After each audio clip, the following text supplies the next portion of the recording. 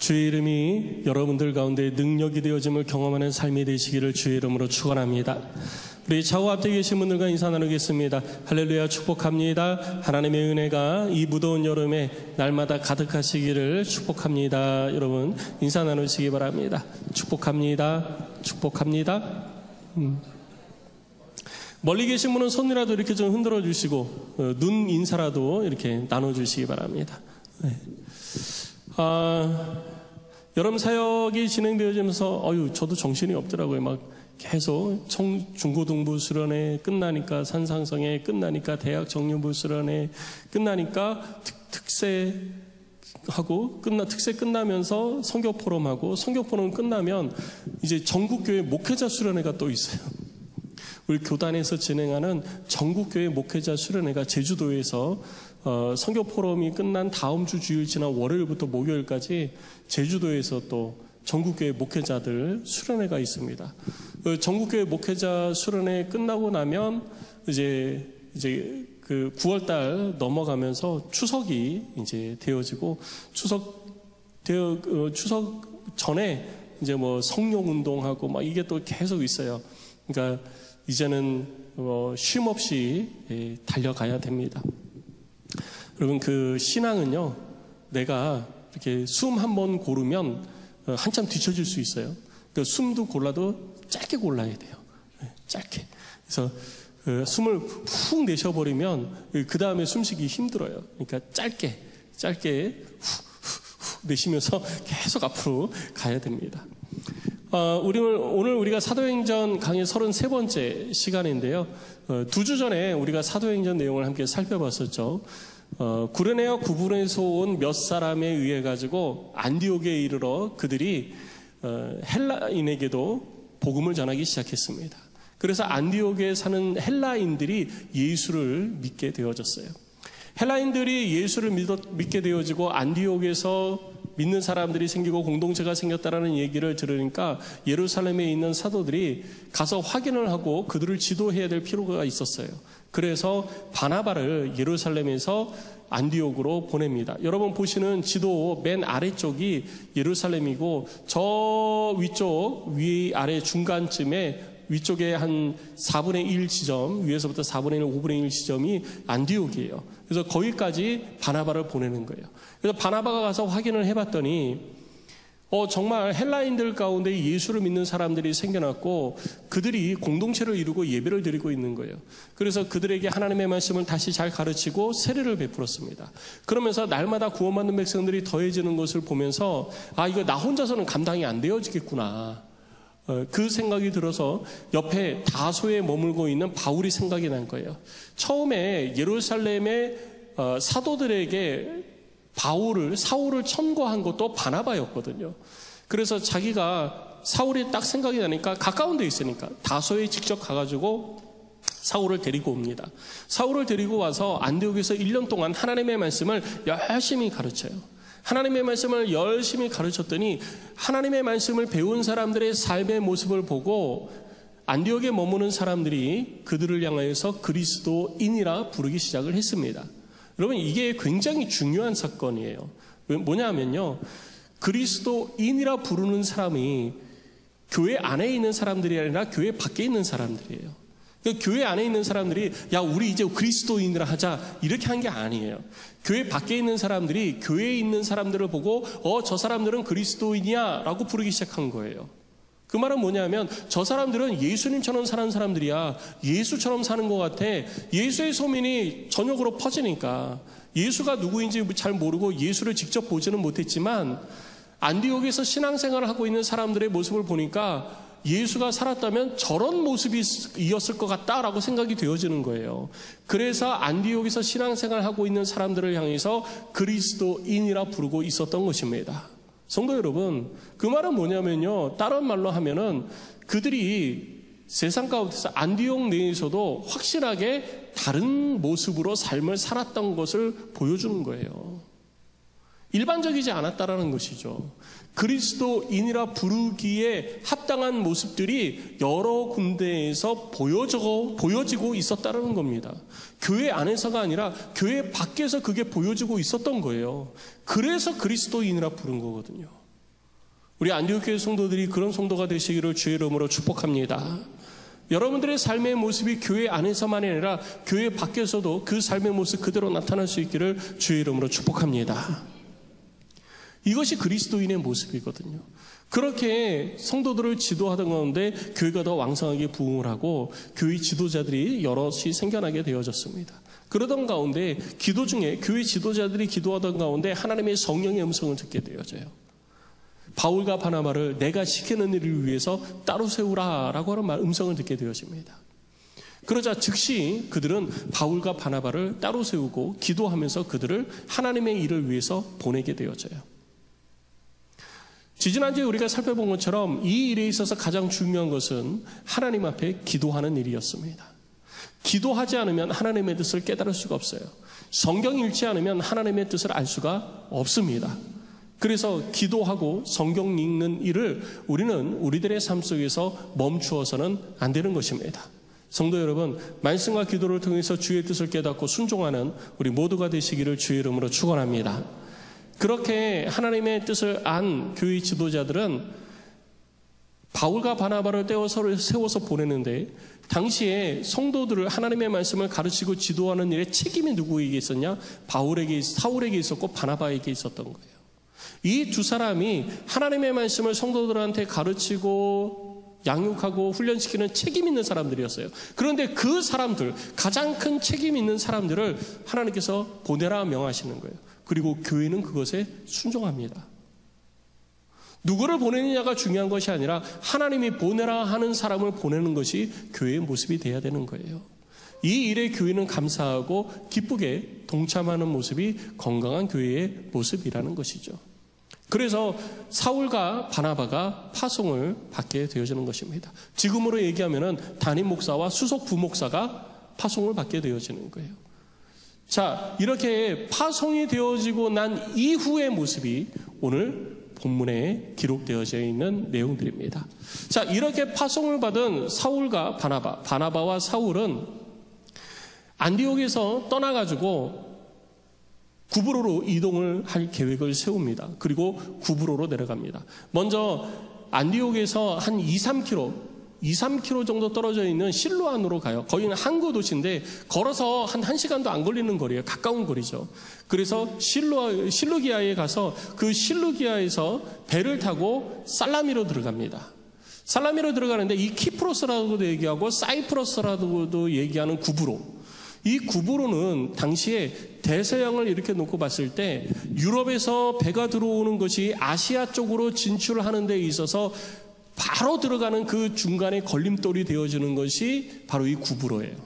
그러니까 전략적 요충지입니다. 구브로가 없으면 군대가 들어와서 바로 어디다가 배를 대느냐? 안디옥 앞에다가 바로 배를 대는 거예요. 그러니까 안디옥 앞에다 바로 배를 대지 않도록 하기 위해서는 어떻게 되냐? 중간에 뭐가 방패가 있어야 되잖아요. 방패막이가. 그 방패막이 역할을 하는 게 구브로 섬이었던 거예요. 그래서 구브로 섬이 그렇게 전략적으로 굉장히 중요한 섬이기 때문에 BC 22년서부터 로마는 총독을 한 사람을 구브로에 파견을 해가지고 구브로 섬을 지도하고 다스리게 했던 것입니다. 그러니까 그만큼 구브로가 굉장히 중요한 지역이었어요. 중요한 지역이니까 사람들이 많이 살게 되어지고 사람들이 많이 사니까 유대인 회당들이 거기에 생겨나게 되었던 것입니다. 그래서 살라미에 갔더니 그 살라미에 여러 유대인 회당들이 있는 거예요. 그래서 바나바와 사울이 그 유대인 회당에서 하나님의 말씀을 전파하기 시작을 했습니다. 그렇게 하나님의 말씀을 전파하던 이 바나바와 사울과 함께하는 수행원이 있었는데 그 수행원이 이 마가 요한이었어요. 마가 요한이 함께 다니면서 이 두 사람을 수행했던 것이죠. 그래서 살라미에서 복음을 전파하다가 섬을 가로질러서 바보로 들어가게 됩니다. 좀 모자라서 바보가 아니고요. 그냥 도시 이름이 바보예요. 바보로 들어가게 되는데 그 바보 섬은 여러분 지도에서 보시는 바와 같이 가장 서쪽 끝에 있는 거예요. 그러니까 적군 배가 이렇게 들어오거나 할 때, 배가 들어올 때 가장 먼저 확인하고 발견하는 곳이 어디냐면 바보예요. 그러니까 그 바보의 가장 그 높은 지휘관이 거기에 머물게 되어지는 거죠. 그래서 총독이 그 바보에 머무르고 있었던 것입니다. 그 총독의 이름은 서기오 바울이라고 오늘 본문에 기록이 되어져 있는 것이죠. 근데 당시에 높은 고위 관직에 있는 사람들 곁에는 항상 도움을 주는 사람들이 옆에 있는데 그 중에 한 사람이 마술사라고 부르는 사람들이었어요. 그러니까 마술사가 지금 우리가 생각하는 마술사는 갑자기 사람 위에다가 이렇게 천 씌워놓고 휙 거두면 사람이 없어지고 뭐 카드가 막 쭉 나오고 뭐 이런 거 뭐 비둘기 막 이렇게 하는 그거 마술사라고 그러잖아요. 눈속임 하는 거. 근데 그게 그런 마술사뿐만 아니라 점성술, 하늘의 별들을 보고서 미래를 예측하고 뭐 신의 뜻을 깨닫고 말하는 사람들, 이런 사람들이 다 마술사 범주 안에 들어왔었습니다. 그래서 이거는 로마 때뿐만 아니라 기원 전, 한참 전 모세 시대에도 바로 곁에는 마술사들이 있었던 거예요. 그래서 성경을 보면은 모세의 술사들이 모세가 지팡이로 뱀을 모세가 지팡이를 가지고 있을 때 바로의 술사들이 뱀을 만드니까 모세가 지팡이를 집어던져서 지팡이가 뱀이 되어 술사들의 뱀을 집어 삼킨 것이 성경에 기록되어져 있잖아요. 그러니까 이러한 일들을 하는 사람들이 마술사였다라는 것이죠.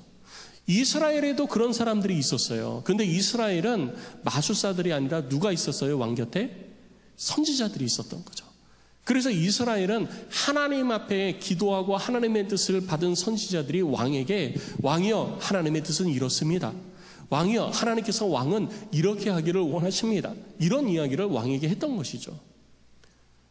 살아계신 하나님을 믿는 이스라엘은 그런 일들이 있었지만 그 외에 다른 국가들은 우상을 섬기고 별을 보고 하기 때문에 미래를 점치잖아요. 그래서 마술사들이 있었던 거예요. 당시에 이 구브로 섬의 총독이었던 서기오 바울 곁에도 마술사가 한 사람이 있었어요. 그런데 이 마술사가 참 특이한 사람이에요.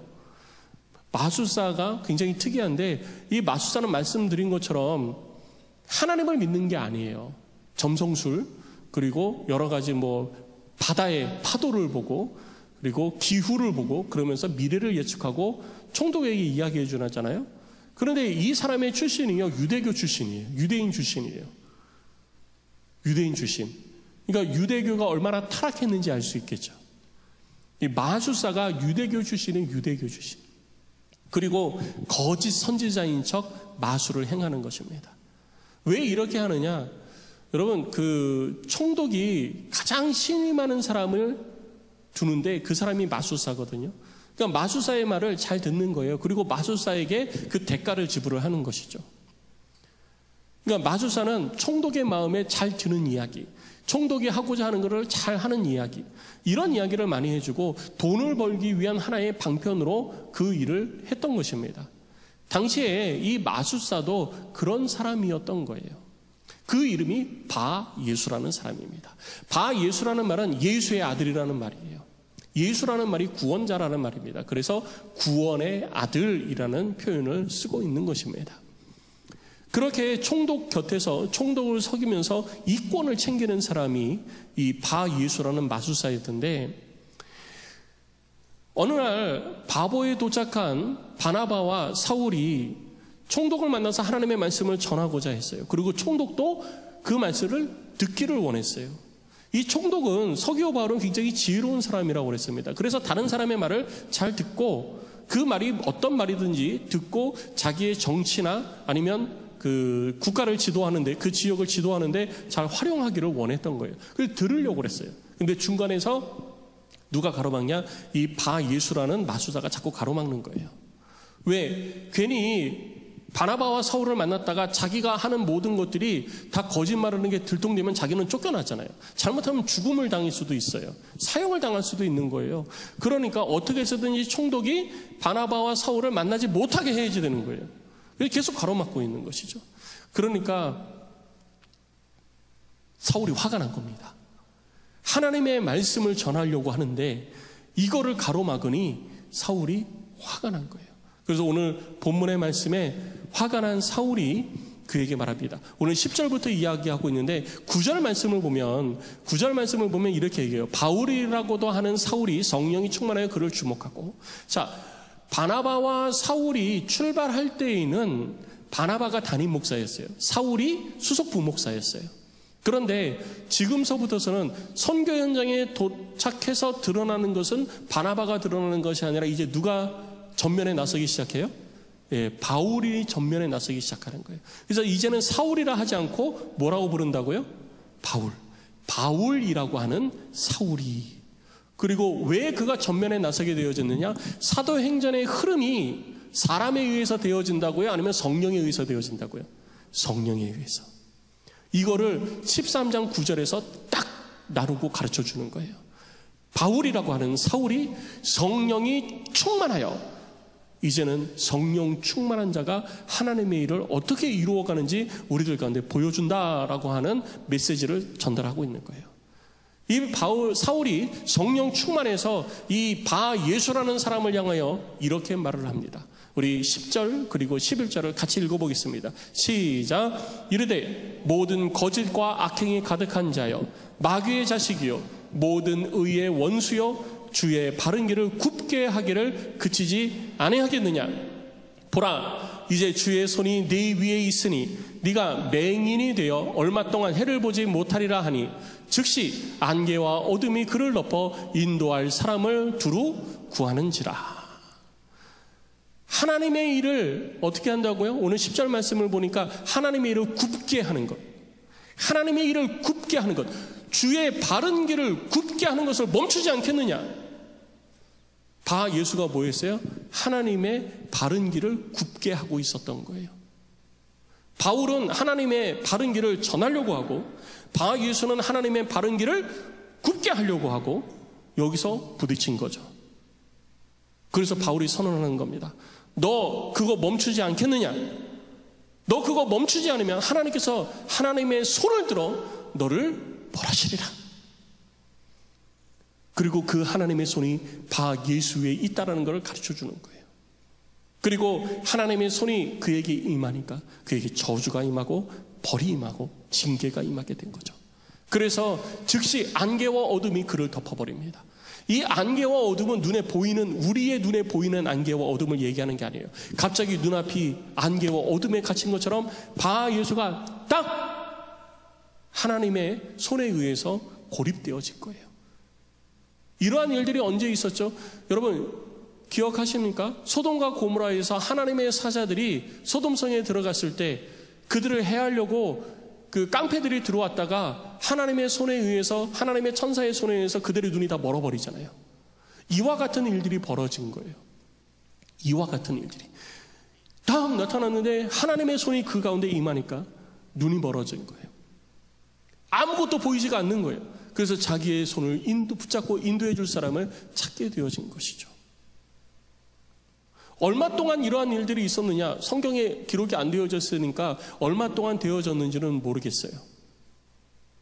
그런데 오늘 본문에 보니까 얼마 동안이라고 했는데 하나님의 시간은 땅에서의 하루가 하나님의 나라의 천일과 같고 하나님의 나라의 하루가 땅에서의 천일과 같으니 아마 길게는 천일, 3년 넘게 눈먼 상태로 보내지 않았을까라고도 생각을 해보게 되어지는 거죠. 근데 얼마나 되어졌는지는 중요한 게 아니에요. 하나님의 일을 굽게 할 때, 하나님의 일이 선포되어지는데 그 선한 하나님의 일을 굽게 하려고 하는 자를 하나님은 결코 용서하지 않으신다라는 겁니다. 이러한 일들이 나타나는 것을 총독이 본 거예요. 그리고 총독이 들은 거예요. 그래서 총독이 그것을 보고 우와 어떻게 이런 일이 일어났어? 라고 했다면 지혜로운 사람이 아닐 것 같아요. 오늘 본문의 12절 말씀을 보니까 총독이 그렇게 된 것을 보고 믿었어요. 그리고 나서 뭐 했죠? 주의 가르치심을 놀랍게 여기니라. 주의 말씀을 들었다라는 것입니다. 이것이 오늘 구브로 섬에서 일어났던 일들에 대한 내용입니다. 이 내용을 통해서 우리를 향하여 말씀하시는 주님의 음성을 듣고자 하는 거예요. 먼저 첫 번째 우리들이 잊지 말고 기억해야 될 것은 지금 우리는 영적 전쟁이 계속되어지고 있다는 것을 잊지 말아야 되는 것입니다. 오늘 본문의 말씀에 기록되어져 있는 것처럼 바울은 바나바와 함께 주의 길을 어떻게 하려고요? 곧게 하려고. 주의 길을 온전히 드러내려고 하는데 예수는 주의 길을 굽게 하려고 하잖아요. 그걸 막아서는 거예요. 이러한 일들이 지금 우리 가운데 있다라는 것입니다. 우리의 전쟁은 혈과 육의 싸움이 아니라 하나님과 사단의 영적인 싸움임을 우리는 잊지 말아야 되는 것입니다. 그런데 우리의 눈에 보이지 않고 우리들의 귀에 들리지 않고 우리들의 손에 잡히지 않기 때문에 우리는 그것을 잃어버리고 또 잊어버리고 느끼지 못하고 경험하지 못하고 평안 가운데 삶을 살고 있다라고 스스로 안심하고 있는 것이죠. 1950년에 6.25 전쟁이 발발했습니다. 그리고 1953년에 휴전이 되어졌어요. 그리고 시간이 질러서 2025년이 되어졌습니다. 지금 우리나라는 무슨 시대를 살아가고 있어요? 아직 전쟁 중인 시대를 살아가고 있는 겁니다. 근데 자라나는 우리의 자녀들에게 지금 우리나라 전쟁 중이야 라고 얘기하면 아이들이 이해를 못하는 것이죠. 지금 TV를 보면 날마다 거의 세계 각지에서 벌어지고 있는 전쟁에 대한 뉴스가 끊임없이 나오고 있습니다. 그 전쟁이 계속되어지고 있어요. 그 참혹한 일들이 벌어지고 있는 것을 뉴스를 통해서 볼 수 있습니다. 그리고 그것을 보면서 우리나라도 전쟁 중이야 라고 하면 아이들은 우리나라가 왜 전쟁 중이야 라고 반문을 하고 있는 것이죠. 우리들도 마찬가지입니다. 영적인 전쟁은 지금도 계속되어지고 있는데 우리들이 직접적으로 그 영적인 전쟁을 경험하지 못하고 있다 보니까 내가 피부로 체감하지 못하고 있다 보니 이 영적인 전쟁이 지금은 일어나지 않는 것처럼 여겨지고 있다는 거예요. 그래서 우리들 스스로 안심하고 있다는 것입니다. 이 영적인 전쟁은 타락한 인류를 구원하기 위하여서 하나님께서 그 인류를 향한 구원 계획을 계속해서 이루어 가시는데 그 일을 이루어 가지 못하도록 사탄이 그것을 가로막고 있는, 그래서 이 관계 속에서 이루어지는 전쟁이 바로 영적인 전쟁인 것입니다. 이 영적인 전쟁은 성경의 창세기서부터 요한계시록에 이르기까지 성경 전체에 흘러가고 있는 내용들입니다. 가장 먼저 드러난 것은 창세기 3장 15절에서 영적인 전쟁의 끝이 어떻게 되어질 것인지에 대해서 우리 가운데 말씀하시면서 전쟁이 선포되어지는 거예요. 그리고 요한계시록에 이르기까지 이 영적인 전쟁은 계속되어지고 지금 우리는 요한계시록 시대에 살고 있지만 아직 요한계시록에 예언되어진 일들이 다 이루어진 것은 아니에요.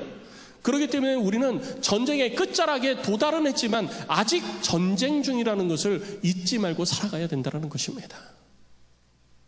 나아가 이 전쟁은 우리들이 하나님 앞에 범죄하기 이전부터 이 전쟁은 시작되어진 거예요.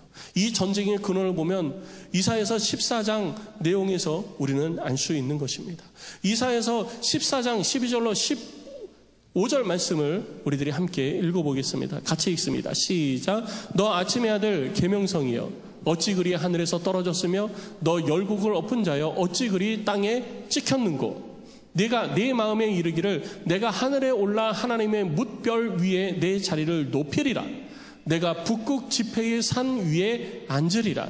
가장 높은 구름에 올라가 지극히 높은 이와 같아지리라 하는도다. 그러나 이제 네가 스올 곧 구덩이 맨 밑에 떨어짐을 당하리로다.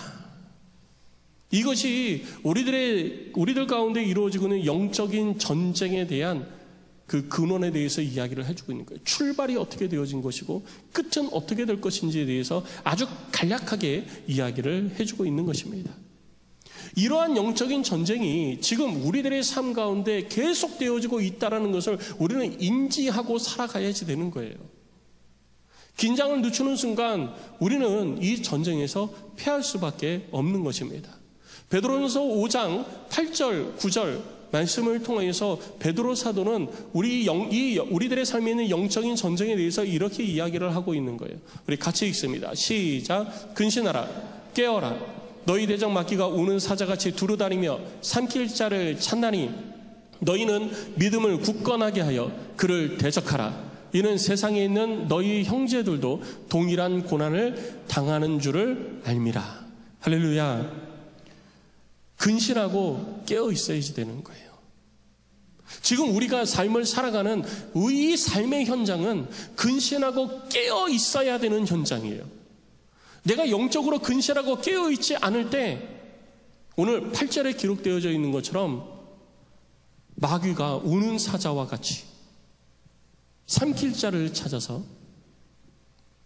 끊임없이 휘젓고 있는데 우리는 그들에게 삼켜짐을 당할 수밖에 없게 되는 것입니다. 그리고 그 마귀가 우리의 대적이라고 얘기하는 거예요. 맞서 싸워야 될 대상이 바로 마귀라고 오늘 베드로 사도는 우리 가운데 이야기해주고 있는 것입니다. 그래서 우리는 이 땅에서 이 영적 전쟁을 끊임없이 싸워가는 삶을 살아야 되는 것이죠. 그래서 예수님께서도 자기 제자들에게 주의 일을 맡기시면서도 그들에게 권능을 주신 거예요. 마태복음 10장 1절 말씀을 보면 예수님께서 그들에게 이렇게 말씀하십니다. 같이 읽습니다. 시작. 예수께서 그의 12제자를 부르사 더러운 귀신을 쫓아내며 모든 병과 모든 악한 것을 고치는 권능을 주시니라. 이 땅에서 삶을 살아가는 것이 이제는 하나님의 주의 길을 온전히 이루어 가려고 하면은 사탄은 어떻게 한다고요? 그 길을 어떻게 한다고요? 굽게 하려고. 사탄은 그 길을 굽게 해야지 돼요. 그것이 사탄이 하는 일이에요. 우리는 하나님의 일을 온전히 이루어 가려고 하는데 사탄은 그 길을 굽게 하려고 노력하는 거죠. 그러면 나는 곧게 하려고 그러고 사탄은 굽게 하려고 그러고 그러면 어떻게 돼요? 맞서 싸워야 되는 거예요. 맞서 싸워서 이 길을 곧게 펴야 되는 거예요. 예수님께서 이 땅에 계실 때뿐만 아니라 예수님께서 하늘로 올라가실 때에도 마찬가지입니다. 마가복음 16장 15절 말씀을 보면 예수님께서 하늘로 올라가시면서 그 모인 사람들에게 말씀하셨어요. 너희는 온 천하에 다니며 만민에게 복음을 전파하라. 이것이 주의 길을 곧게 하는 것입니다. 그래서 우리는 주의 길을 곧게 하는 것이 뭐예요? 복음을 전파하는 거예요. 우리가 복음을 전파하는 것이 주의 길을 곧게 하는 것입니다. 우리는 이 일을 삶 가운데 이루어 가야 돼요. 그런데 내가 이 일을 이루어 가려고 하면 이 일을 이루지 못하도록 하기를 원하는 사탄이 가만히 있겠어요? 주의 길을 곧게 하려고 그러는데 주의 길을 굽게 하려고 하는 사탄이 덤벼들기 시작을 하는 겁니다. 너 왜 주의 길을 곧게 하려고 그래? 너 굽어야 돼. 내가 이거 막을 거야. 그렇게 못하게 할 거야. 사탄이 덤벼드는 거죠.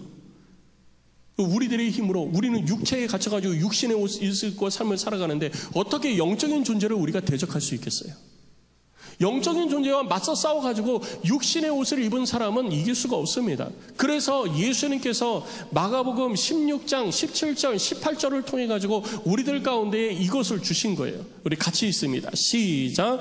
믿는 자들에게는 이런 표적이 따르리니 곧 그들이 내 이름으로 귀신을 쫓아내며 새 방언을 말하며 뱀을 집어 올리며 무슨 독을 마실지라도 해를 받지 아니하며 병든 사람에게 손을 얹은 즉 나으리라 하시더라. 할렐루야. 이것이 주의 길을 곧게 하는 자들에게 주님이 주신 능력인 것입니다. 선별해서 주신 게 아니에요. 수많은 주의 길을 곧게 하는 사람들 중에 어떤 사람에게는 내가 이런 능력을 주겠다 한 것이 아니라 오늘 17절 말씀을 보니까 뭐라고 기록되어져 있어요? 맨 처음에 17절 맨 서두에 보면 뭐라고 그래요? 믿는 자들에게. 여러분들 가운데 주 예수 그리스도를 믿는 믿음이 있으십니까? 그러면 이 능력이 여러분 속에 있는 줄 믿으시기 바랍니다. 모든 믿는 자들에게 이 능력을 주셨습니다. 그래서 우리는 이 능력을 가진 자가 되어진 거예요. 이 능력을 가진 자는 뭐 해야지 돼요? 맞서 싸워야 되는 거예요. 여러분, 우리가 전쟁을 하면서 아무리 좋은 것을 갖추고 있고 아무리 좋은 군복, 요즘 군복이 이렇게 딱 누르면 뭐 이렇게 열도 나고요.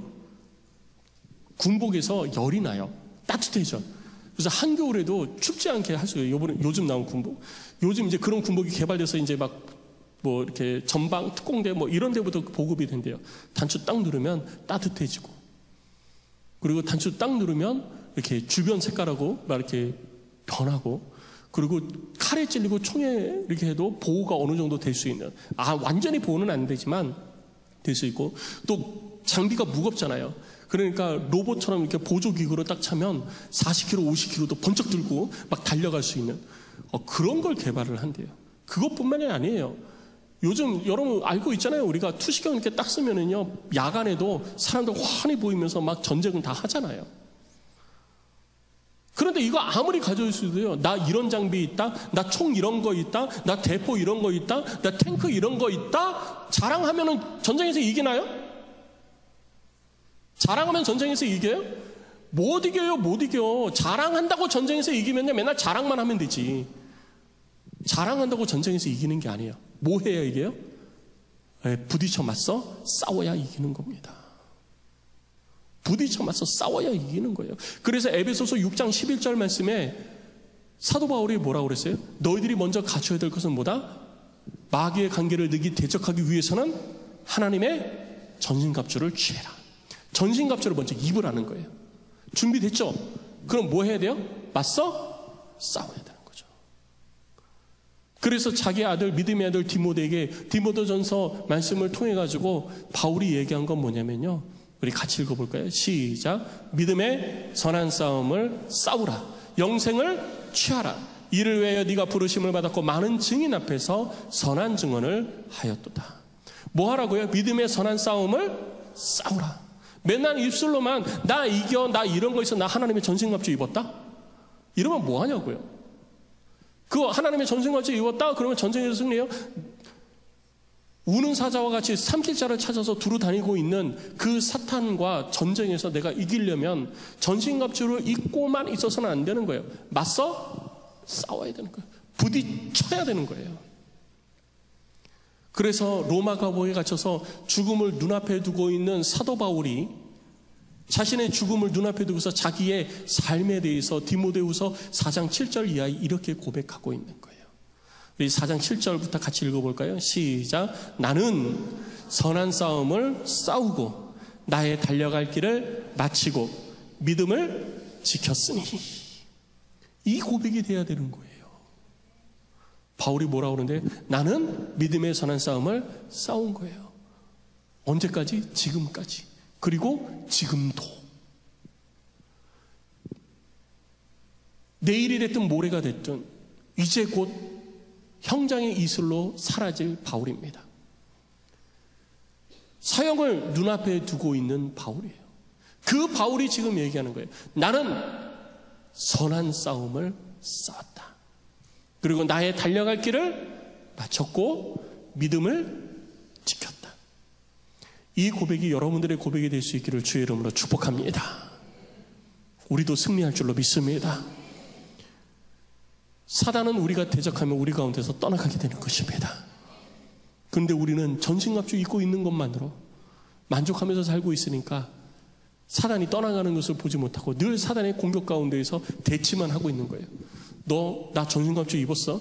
야, 입으면 뭐해? 내가 한번 찔러볼까? 공격해볼까? 너 이렇게 해볼래? 너 해볼래? 너 그거만 금방 넘어져. 이러면서 서로 대치만 하다가 넘어졌다 일어났다 넘어졌다 일어났다 맨날 그것만 하고 있는 거예요. 사탄의 그 공격 속에서 헤어나지 못하고 거기서 매달 대치만 하고 있는 거예요. 그러나 우리가 맞서 싸울 때 사단은 떠나가게 되는 줄로 믿습니다. 맞서 싸워 승리하시기를 주의 이름으로 축복합니다. 어떻게 해서 승리하느냐? 그냥 무조건 맞서 싸우면 되느냐? 여기에 대해서 요한복음에 우리들 가운데 이렇게 이야기를 해주고 있는 거예요. 우리 요한복음 16장 33절 같이 읽어볼까요? 시작. 이것을 너희에게 이르는 것은 너희로 내 안에서 평안을 누리게 하려 함이라. 세상에서는 너희가 환난을 당하나 담대하라. 내가 세상을 이겨오노라. 할렐루야. 우리 주님이 세상을 이겼기 때문에 우리는 담대하면 되는 거예요. 담대히 맞서라고 말하고 있는 것입니다. 그리고 나서 요한 1서에 이렇게 이야기를 하고 있습니다. 같이 읽습니다. 시작. 무릇 하나님께서 난 자마다 세상을 이기느니라. 세상을 이기는 승리는 이것이니 우리의 믿음이니라. 할렐루야. 주를 향한 믿음이 우리를 승리케 하는 줄로 믿습니다. 주께서 이미 악의 세력에서 승리하셨잖아요. 그리고 우리에게 평안을 주셨잖아요. 우리 주님을 이길 자는 없는 줄로 믿습니다. 그래서 우리는 이 믿음을 가지고 맞서 싸워야 되는 거예요. 영적인 이 전신갑주를 입고 믿음으로 맞서 싸울 때 사단은 내게서 물러가게 되어질 줄로 믿습니다. 세상을 이기는 승리는 이것이니 우리의 믿음이니라. 이 믿음이 여러분 가운데 충만하시기를 주의 이름으로 축원합니다. 그리고 두 번째, 우리가 오늘 본문을 통해서 깨달을 수 있는 것은 하나님의 말씀을 전파해야 된다는 거예요. 주의 길을 곧게 하는 것이 무엇입니까? 하나님의 말씀을 전파하는 것입니다. 이것이 주의 길을 곧게 하는 거예요. 다른 것이 아닙니다. 하나님의 말씀을 전파해야 주의 길을 곧게 하는 거예요. 하나님께서 안디옥에서 성도들을 하나님의 말씀으로 가르치고 양육하는 바나바와 바울을 불러서 내 일을 위해서 따로 세우라 했잖아요. 이 땅에 수많은 그리스도인들 그리고 수많은 사람들 가운데에 하나님은 우리를 불러서 교회에 앉혀두셨습니다. 예수를 알게 했고 예수를 믿게 했고 교회에서 함께 신앙생활을 하며 하나님을 섬기게 했습니다. 왜 그럴까요? 우리를 통해서 하나님의 일을 곧게 하기 위해서입니다. 그런데 우리가 하나님의 일을 곧게 하지 않는다면 하나님은 하나님의 촛대를 옮기실 것입니다. 우리가 안 한다고 하나님의 일을 없어지는 게 아니에요. 우리가 안 해도 우리 주님은 주님의 일을 이루시는 것입니다. 내가 안 하면 다른 사람을 통해서도 하나님은 하나님의 일을 반드시 이루시는 분이에요. 그런데 지금은 나를 부르신 것입니다. 나를 부르셔서 주의 일을 곧게 하라고 말씀하신 거예요. 그래서 우리가 기도와 말씀을 통해서 나를 부르신 하나님의 뜻을 깨달아야 된다는 것이죠. 그리고 주의 일을 곧게 하기 위하여서 우리는 온 힘을 다해야 되는 것입니다. 주의 일을 곧게 하는 것이 곧 복음을 전파하는 거예요. 하나님이 우리를 부르시고 바울과 바나바를 부르셨을 때 그들이 봐라, 이런 능력이 나타났다. 병든 자가 고쳐졌다. 이거 봐라, 소경이 눈을 떴다. 이거 봐라, 죽은 자가 살아났다. 이거 얘기하지 않았잖아요. 그들이 살라미에 도착했을 때 제일 먼저 한 것은 무엇입니까? 유대인의 회당을 찾아가서 하나님의 말씀을 전파한 것이었습니다.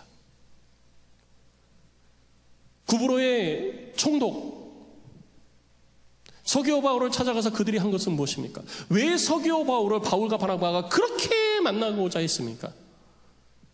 병든 거 낫게 해주려고 만나려고 했습니까?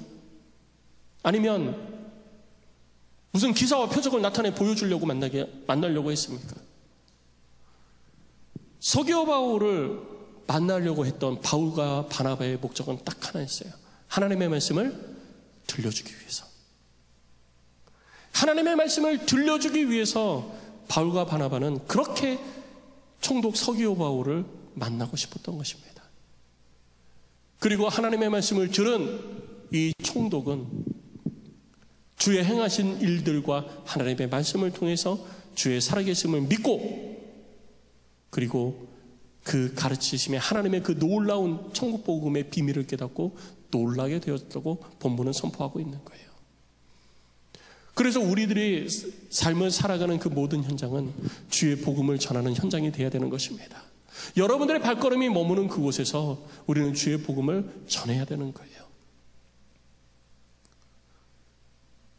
그것이 우리들이 주의 길을 내 삶에 곧게 이루어가는 방법이기 때문입니다. 내가 걸어가 만나는 곳, 내가 달려가 머무는 곳, 그곳이 곧 주의 복음을 전하는 곳이 되어야 된다는 것이죠. 주의 복음을 전하는 것은 말로 전하는 거잖아요. 하나님의 말씀을 들려주는 거잖아요. 말이 되어져야지 돼요.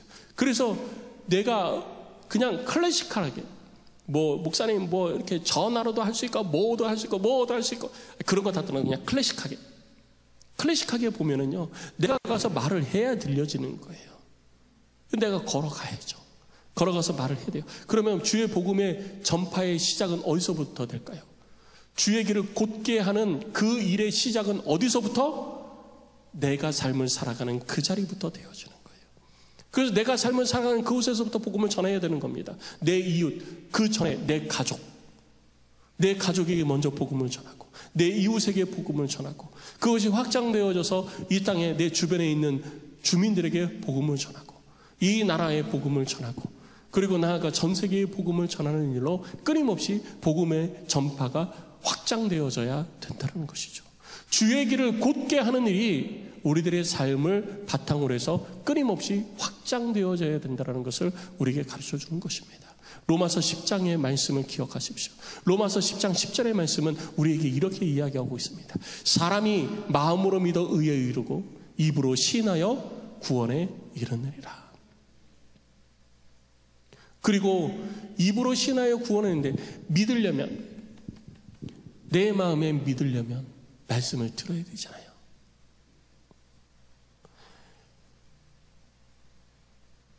믿음은 어디서 난다고요? 들음에서. 그리고 무엇을 들을 때?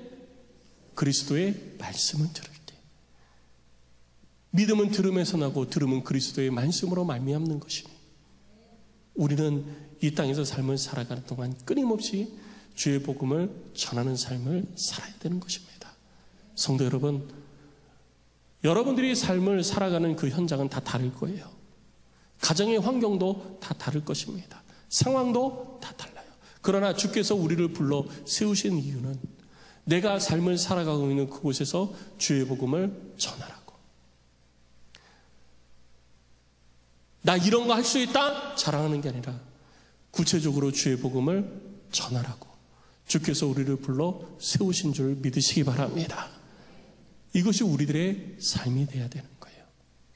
성도 여러분, 우리가 주의 길을 곱게 할 때 사탄은 결코 가만히 있지 않습니다. 우리가 주의 길을 곱게 하고자 할 때 그 곱게 하는 그 주의 길을 굽게 하려고 사탄은 온 힘을 다하는 것입니다. 우리는 그것에 지지 말아야 되는 거예요. 맞서 싸워야 되는 것입니다. 맞서 싸울 때 주의 성령이 우리 속에서 우리를 도와 반드시 승리케 하여 주시는 것입니다. 사탄은 이미 패했습니다. 우리 주 예수 그리스도가 십자가에서 승리하셨습니다. 이제는 그 믿음 가지고 이 땅에서 주의 일을 이루어가는 하나님의 사람 되시기를 주의 이름으로 축복합니다. 주의 일은 복음을 전하는 것입니다. 여러분들이 삶을 살아가고 있는 그 현장에서 복음을 전하는 것입니다. 이 여름에 우리들의 상황도 다르고 여러 가지 지치고 힘들고 어려운 그 상황 속에 있다 할지라도 끊임없이 우리들이 해야 될 것은 주의 복음을 전하여 주의 길을 곧게 하는 이 우리들의 삶 가운데 주어진 사명임을 알고 이 일을 이루기 위하여 힘껏 달려가 하나님이 베푸시는 은혜와 복을 다 누려서 마지막 때에 사도 바울의 고백, 내가 믿음의 선한 싸움을 싸우고 믿음을 지켰으니, 이 고백이 저와 여러분들의 고백이 될 수 있기를 주의 이름으로 축복합니다. 우리 이 시간 함께 찬양하고 기도하겠습니다. 우리 찬양하고 기도할 때 우리 두 가지 기도 제목 함께 보겠습니다. 먼저 우리 첫 번째 기도 제목이 있습니다. 1. 주여, 내 삶이 영적 전쟁터입니다. 주의 능력을 믿는 믿음으로 승리하겠습니다. 내 삶이 영적 전쟁터임을 먼저는 인식을 해야지 돼요.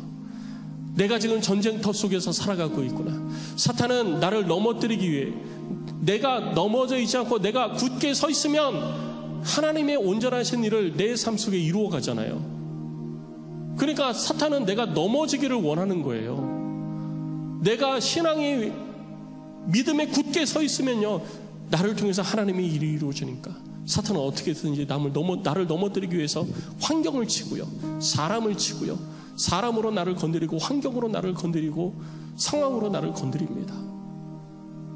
그래서 자꾸 하나님의 일을 못하게 하는 거예요. 그래도 우리는 뭐 해야 되느냐? 주를 믿는 믿음을 가지고 주의 길을 곧게 하기 위해서 나아가야 되는 거예요. 이 싸움에서 우리는 승리할 줄 믿습니다. 그리고 두 번째, 우리는 다른 게 아니라 주의 말씀을 전해야지 되는 거예요. 천국 복음을 전파하는 것이 우리들의 삶이 되어야 되는 것입니다. 이 한 주간 우리 주여, 내가 하나님의 말씀을 전하는 삶을 살겠습니다. 성령님 나를 도와주시옵소서. 우리 제목을 가지고 우리 함께 기도하겠습니다.